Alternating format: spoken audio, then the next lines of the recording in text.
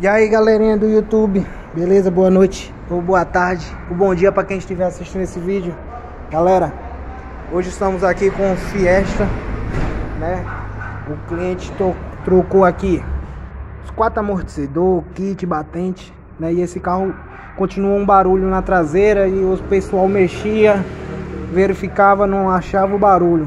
Desmanchei aqui, arranquei o eixo dele, fiquei fora. Ó, olha pra isso. Tem como um negócio desse não bater, né? Gente, pancada, barulho em carro nem sempre é amortecedor, é kit, é batente, beleza? Fica a dica aí pra vocês também, analisar direito bucha do eixo traseiro, hein? Fiestinha, muito fácil de arrancar o eixo fora para trocar as buchas.